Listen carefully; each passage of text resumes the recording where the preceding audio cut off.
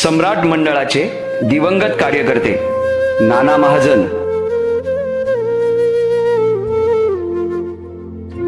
यादवराव साळुंखे,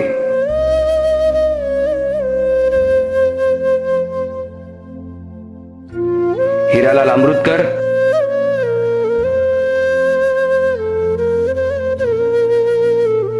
राजेंद्र मंडाळे,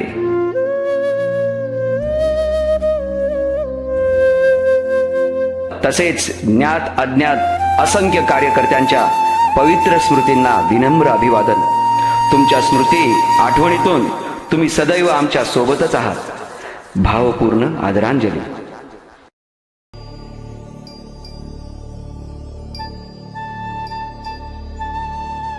सम्राट मंडळ संगमेश्वर सादर करीत आहोत छत्रपती शिवरायांच्या अजिंक्य पराक्रमाची अमर गौरव गाथा।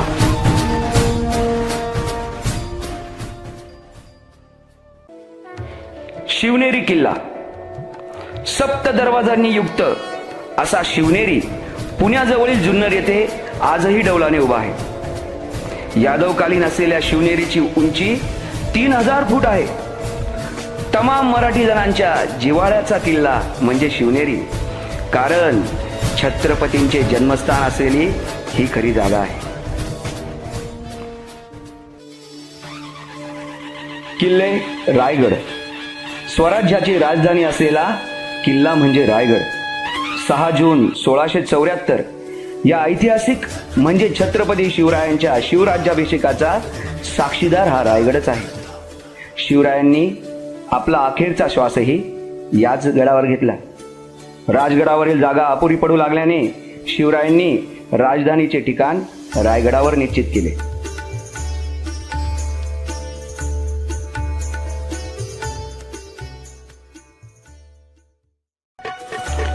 किल्ले राजगड गडांचा राजा आणि राजांचा गड म्हणून ज्याची ओळख आहे तो म्हणजे राजगड। महाराजांचे जवळपास अर्धे आयुष्य म्हणजे 25 वर्ष स्वराज्याची राजधानी म्हणून राजगड होता आणि राज्यकारभार याच गडावर होत होता। बेधुंद, बेलगाम, बुलंद आणि सुंदर असा राजगड आजही डौलाने उभा आहे। किल्ले प्रतापगड पहा मित्रांनो, आठवतंय का काही? छत्रपती शिवरायांच्या अगम्य पराक्रमाने गाजलेला किल्ला म्हणजे प्रतापगड। शिवरायांना पहाड का चुहा असं म्हणत स्वराज्यावर चालून आलेल्या अफजल खानाचा कोथळा काढल्याचा प्रताप शिवरायांनी याच गडावर केला होता।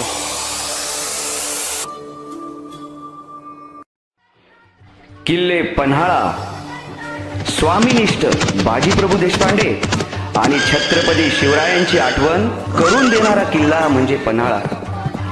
इतिहासातील अजरामर पावनखिंडीतील लढाई आणि पन्हाळागड यांची अजोड कहाणी अद्भुत आहे।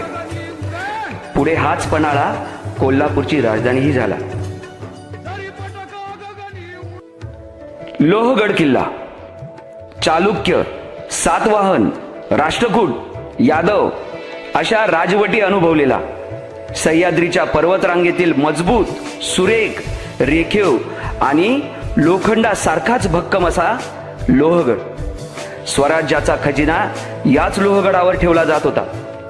शिवरायांनी सर्वाधिक राजकीय कामांसाठी लोहगडाचाच वापर केला।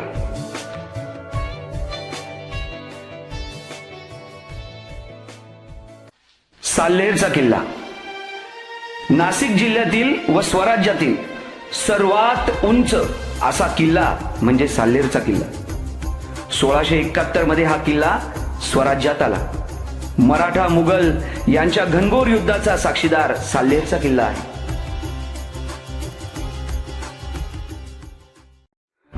सिंधुदुर्ग किल्ला सिंधुदुर्ग या समुद्रातील किल्ल्याच्या बांधणीवरूनच छत्रपती शिवरायांना फादर ऑफ इंडियन नेव्ही असे सार्थ संबोधन मिळाले होते। याच सिंधुदुर्गावर आजही महाराजांच्या हाताचे व पायाचे ठसे आहेत। 3 किलोमीटरची तटबंदी, 30 फूट उंच आणि समुद्राच्या भरतीच्या लाटांना परतवून लावणाऱ्या या 12 फूट जाड भिंतींनी बनलेल्या सिंधुदुर्ग आजही दिमाखात उभा आहे।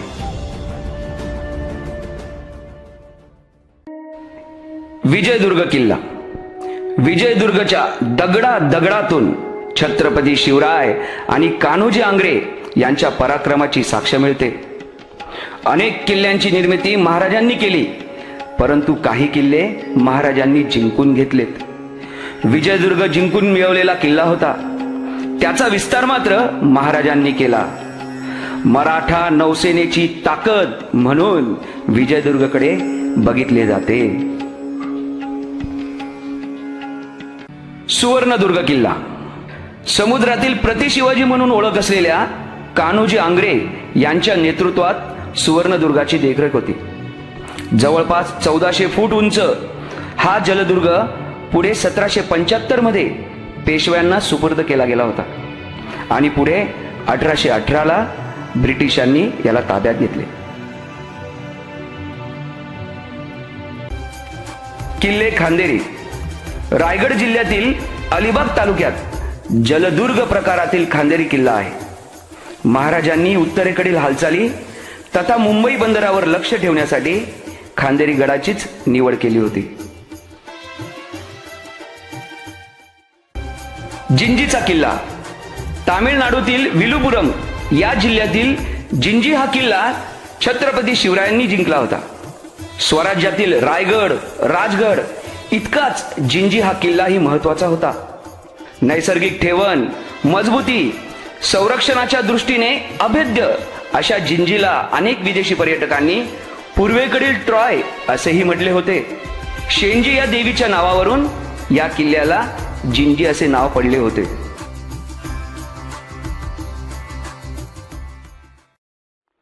मित्रांनो, जागतिक वारसा स्थळांमध्ये छत्रपती शिवरायांच्या या 12 किल्ल्यांचा नुकताच समावेश करण्यात आला आहे. इतिहासाच्या पानांवर या गड किल्ल्यांवरचा पराक्रम भरलेला आहे.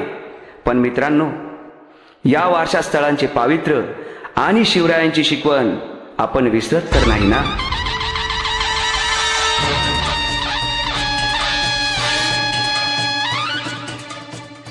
सन 1818 साली ब्रिटिशांनी सबंध भारतभर आपले एक छत्री अंमल सुरू केल्यानंतर 1865च्या दरम्यान अडगळीत पडलेल्या व दुर्लक्षित छत्रपती शिवाजी महाराजांची समाधी सत्यशोधक महात्मा ज्योतिराव फुले यांनी शोधून काढली.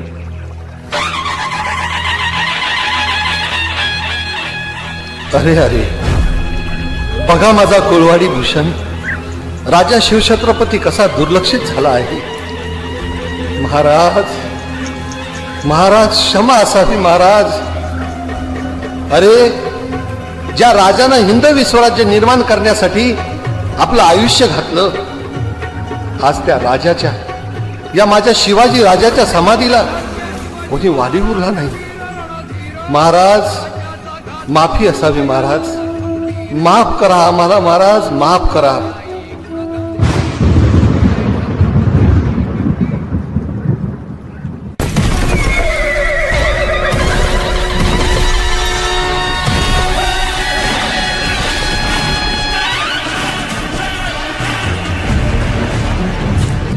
जगदंब, जगदंब. कोण? जगदंब. ज्योतिराव, आश्चर्यचकित होऊ नका. मी स्वतः शिवाजीराजे भोसले बोलतोय. होय, खुद्द शिवाजीराजे भोसले.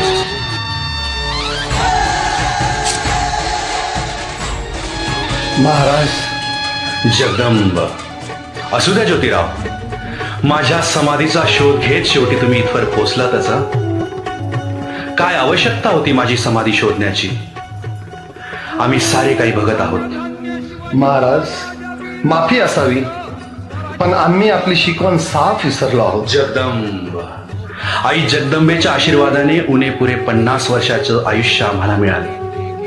जिजाऊंच्या शिकवणीतूनच वयाच्या 16व्या वर्षीच मराठी मुलकात स्वराज्याची शपथ घेत तोरणा किल्ला काबीज केला होता आम्ही. उभ्या आयुष्यात जीवाला जीव देणारा एक एक मावळा उभा केला. रयतेचं राज्य यावं, माझा शेतकरी, माझ्या माया भगिनी, माझी सगळी रयत सुखा समाधानाने जगावी म्हणून जिजाऊंनी स्वराज्याचं स्वप्न आम्हाला दाखवलं. आणि त्या स्वप्नांची पूर्ती करण्यासाठीच आम्ही अख्खं आयुष्य पणाला लावलं. 18 पगड जातींचे आलुते बलुतेदार, दलित, आदिवासी इतकेच काय, मुस्लिम ही स्वराज्य उभारताना एकत्र केले. सर्वांना सोबत घेऊन स्वराज्याचे तोरण बांधले आम्ही. स्वराज्यात जातीपातीचे तसेच धर्माधर्मामधील भेदभाव नव्हता. माझ्यासाठी जितके तानाजी, ऐसाजी, जिवाजी जवळचे होते ना, तितकेच दौलत खान, सिद्दी इब्राहिम, मदारी मेहतर यासारखे धर्माने मुस्लिम असलेले देखील मला जवळचे होते, की ज्यांनी वेळ प्रसंगी आपल्या प्राणाचे बलिदान स्वराज्यासाठी दिले. आणि आज आम्ही काय बघतोय? माझी जयंती साजरी करणारे स्वतःला शिवभक्त म्हणवतात आणि नशापाणी करून बेधुंद होऊन नाचतात. केवळ माझ्यासारखी दाढी ठेवून कानात बाळी घालून कोणी खरा शिवभक्त होईल का? स्वराज्यातील महिलेच्या अब्रूवर हात उचलणाऱ्या रोझांच्या पाटल्याचे हात कलम केले होते आम्ही.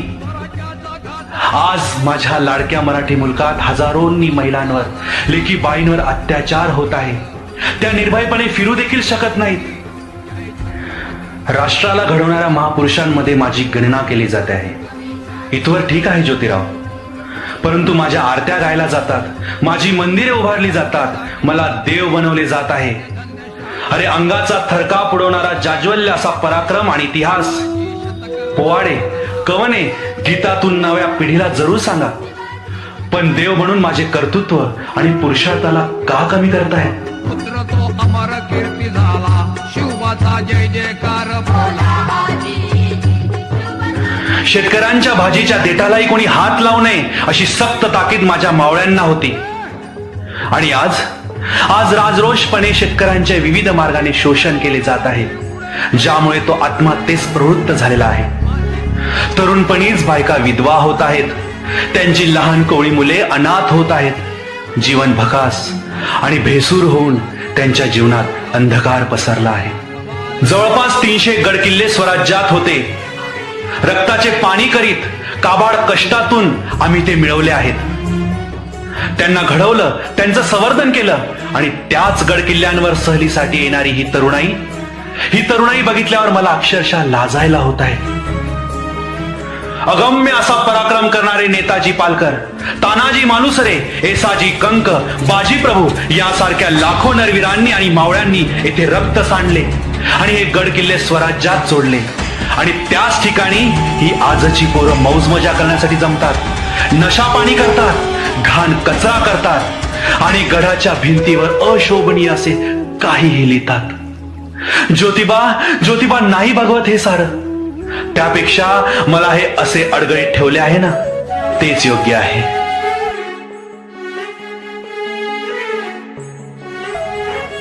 होय महाराज, आपला संताप मी समजू शकतो. ही नवी पिढी भरकटत चालली आहे, याचे दुःख व वेदना मलाही आहे. महाराज, माफी असावी महाराज, माफ करा आम्हाला. परंतु तुम्ही नका करू असा त्रागा. माफी असावी महाराज, माफी असावी. कबूल आहे आपली ही नवी पिढी चुकीची वागत आहे. पण महाराज या नवीन तरुणाई पुढे शिक्षणाचा पर्याय दिला आहे. मला विश्वास आहे महाराज, या तरुणाईतूनच आशेचे किरणही बाहेर येतील. कारण या तरुणाईच्या नसानसातील रक्तात ऊर्जा निर्माण करणारं नाव म्हणजे छत्रपती शिवाजी महाराज.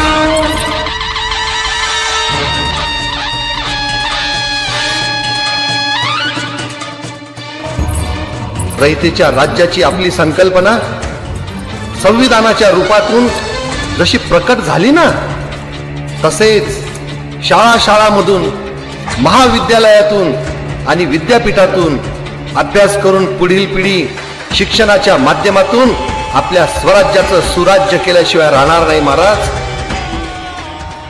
अटकेपार झेंडा गाडणं ही गतकाळाची गोष्ट झाली महाराज.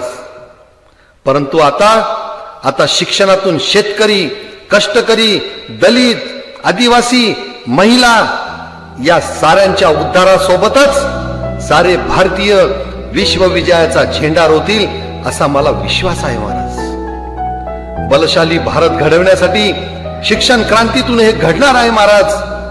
आपण आश्वस्त असावं.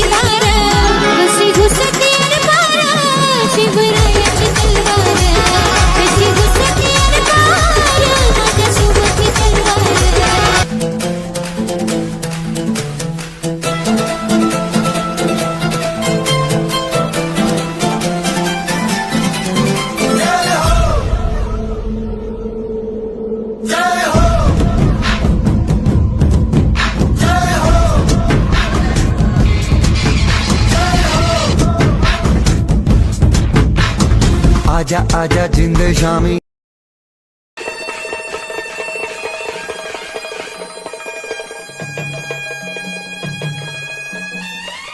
जगदम जगदम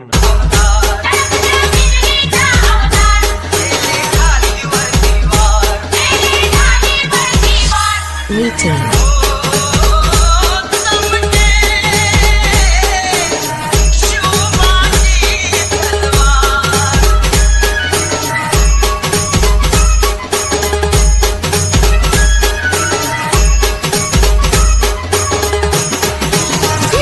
पडली भवानी जेव्हा म्यानाच्या बाहेरी रणात फिरली नाती कधीच माघारी तख्त दौलती समोर केली नालाचारी कधी न झुकली ती दिल्लीच्या दरबारी तमाम बादशाहीचा ताज तिने ठोकरला मराठ मोळाचा वेश तिने पांघरला धर्म रक्षणासी सदा सहज भवानी झाली जुलूम करत्याच्या रक्ताने ती न्हाली महाराष्ट्रावर प्रेमाभार, उघडल्या स्वातंत्र्याचे द्वार. ओ, तमके शिवबाची तलवार.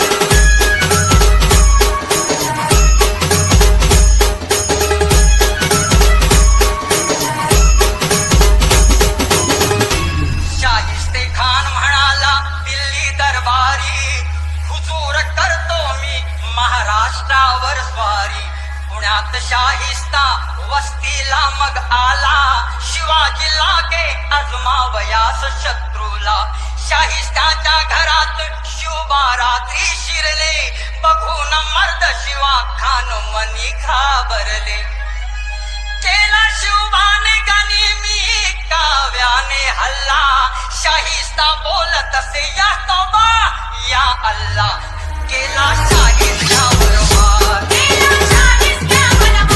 शाहिस्तली गोटेदार. ओ, तमके शिवबाची तलवार.